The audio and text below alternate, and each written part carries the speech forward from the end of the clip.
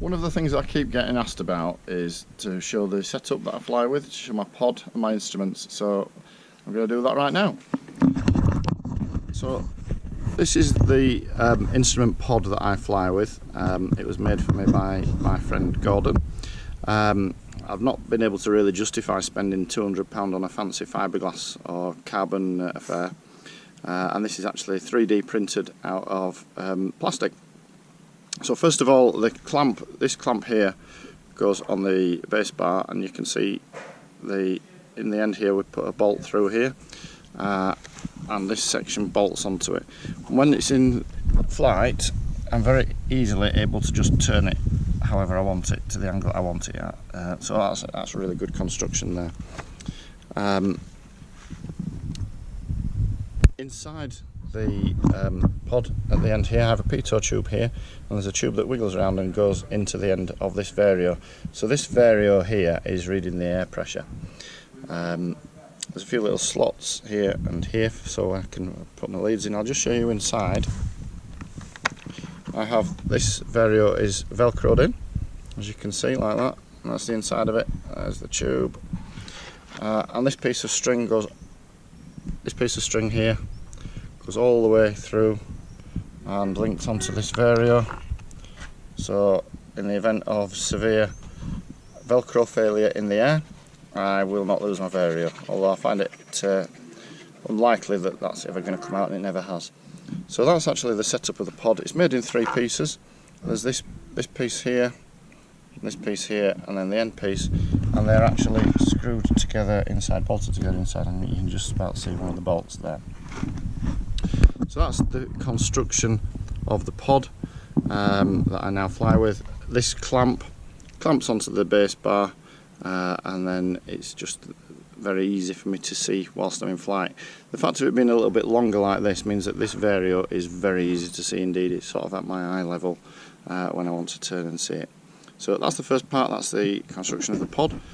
Next we'll talk about the instruments that I fly with. Next, my secondary instrument, the one I really use as a backup, is my Kobo. A Kobo actually isn't a hang gliding instrument, it is an e-reader for you to put e-books on. But some clever bright spark discovered that you could download software that ran hang gliding type instrument, so it turns it into a hang gliding instrument by linking it to a GPS. So in here there's a thing called a blue fly vario, and that will make a noise that I can switch on or off to tell me if I'm going up or not, and it's soldered inside to the Kobo. It's soldered inside to the Kobo and provides it with data that enables it to give me lots of information about the flight. This can be used as the primary instrument. Some people do use it as their only instrument. For me, I just use it for the maps. Hang on, let me get out of this menu. Oh no, I don't want to go like that. I just use it for the maps. Because it will show me where the airspace is, and when I'm getting close to the airspace I can see the airspace. So that's really important, so that I don't fly into an area where I'm not allowed to be. Currently it says no valid GPS fix. It takes a while for it to find the satellites, but when it does, it'll come up with my location and it will show the maps any airspace where I am. There are a few little spots of airspace near, so it would pop up. So that's what I use as my secondary instrument and my backup, but primarily for the maps, especially when I'm flying in the UK where we've got lots of airspace issues. The primary instrument that I fly with, and my absolute favourite, is the Digifly Air. I'm not sponsored by them, but I have to say this is the best hang gliding instrument that I have ever had. I'm really pleased with this. It's set up really well for competitions, and the way it works is there are effectively 6 pages. So, and they're linked in pairs. So the first 2 pages give you information when you are in the start, waiting for the competition to start. The next 2 pages give you information when you are flying around the course, and the last 2 pages are designed to give you information to help you glide into goal.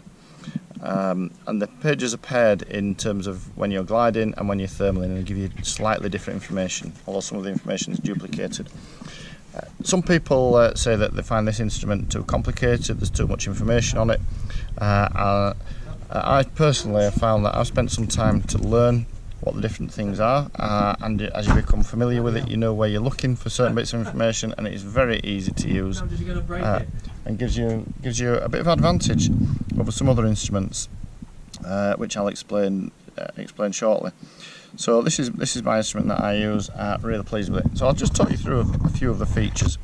Like any vario, it makes a noise to tell you if you're going up or down. So you may have heard on my videos when I go beep beep beep beep beep beep, that means it's going up, and the faster the beep, so if it's going beep beep beep beep beep, that means I'm really going up, and if it's going that generally means I'm going down. So yeah, that helps you when you're thermaling to get into the best part of the thermal by trying to make it beep as much as possible. And you don't actually need to look at the instrument in order to do the beep, so you can look at where you're going and you can concentrate on not running into other gliders. So that's really important. On this, I don't know how well you can see this on here, but this bar here indicates whether you're going up or down, and this number in the middle of the bar gives you the strength of the vario. Now I've got it set so it gives it to me in feet per minute. So if it's a 1, then I know I'm going up at 100 feet per minute. If it's the highest this vario actually goes to is 9.9. That's one of the drawbacks on it. Once it gets to 9.9, it doesn't tell you anymore. It can't. There aren't enough digits. That's why. Perhaps if I'd set it up in meters per second, that would be better. Anyway, you can tell by the beeps. And when I get to a 9.9, that's quite rare, and you'll hear me screaming anyway when I do that. On this side of the vario, these numbers here are related to your airspeed, and this area 0 tells you your current airspeed. That only works if you've got this tube in the end that registers the airspeed. You can also set it up so it gives you the optimum speed to fly using something called MacCready settings. But in order to do that, you need to program the instrument with the particular polar curve of your own hang glider, which I won't go into here because it's really quite complicated. You've got a number of other things here. This top one here, that's really important. That gives me a current altitude. So looking now, I'm at just over 2,230 feet. It gives me what my current glide angle is here. It gives me my glide angle to get to the next waypoint. And it gives me a little arrow pointing to the next waypoint, which is really useful. Something else I find really useful, this number down at the bottom here, tells me the glide angle that I need to enable to get to the goal that's been programmed into my instrument. So generally speaking, when that gets to a 10, you need a 10 to 1 to get to goal. You usually know at that point I'm probably going to make it, dependent on if you've got a headwind, which might make it more difficult, or a lot of sinking air between you and the goal. It might be that you've got a ridge that you can soar along and you might be able to set off on a less than 10 to 1. So it's really a judgment call, but it gives you an idea.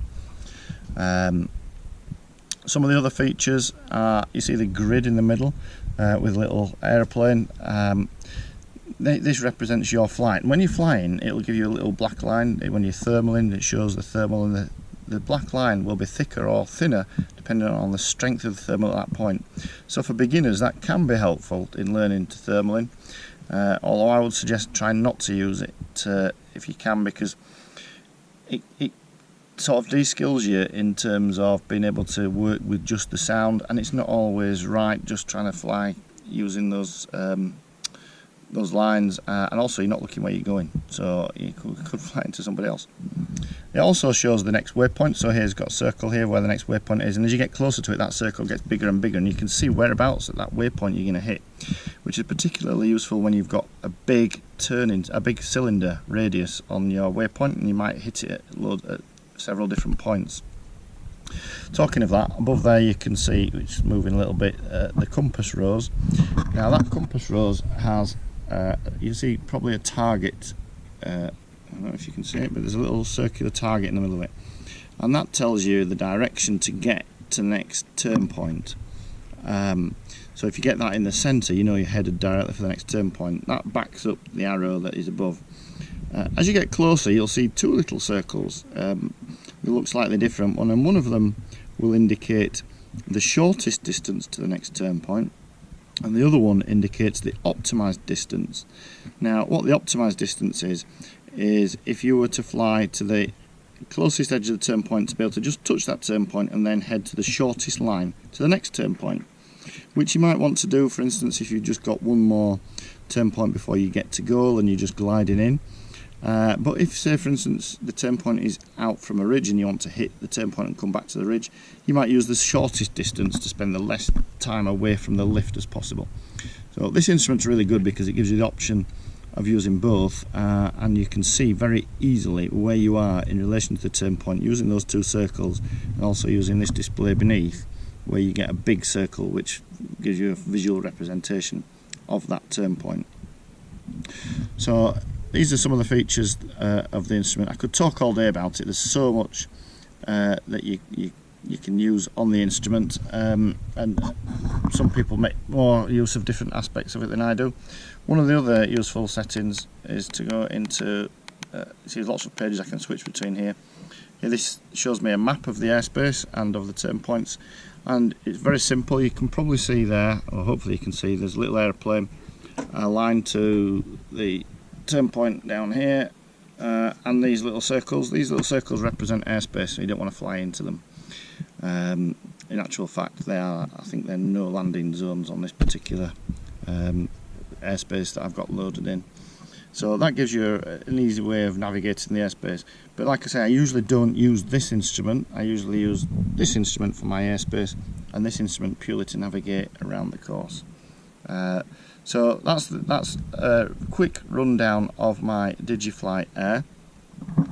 When you're programming in the waypoints and what have you, you get them on a computer file basically, and that enables you, when you go to you can set a route, and then you just list the waypoints that you want to use. So that's the start cylinder there, and then the next waypoint, that start cylinder basically, that's SSS, means start of speed section, and it means you go out of it, and that's the radius of it, and you work through the waypoints like this, and then at the bottom it gives you the distance of the course, and then you make that route active, and then it's set up to fly around the route. So really quite simple to set up, fairly standard in terms of how hang gliding instruments work. This one's got advantages in terms of it shows you the shortest and the optimized routes. Most instruments don't do that, you get a choice of one or the other. And also, if you don't like the display, or that you want to add extra things or take things out of it, it's programmable, so you can link it to your computer and you can change the whole way that the whole thing looks, so you can make it completely bespoke to you. And you can even share that file with other people, so you can create your same look on your and your friends' instruments. So that's the instruments that I fly with and the pod that I fly with. I hope you found that interesting. If you've got any questions, let me know and I'll do my best to answer them. Thank you very much.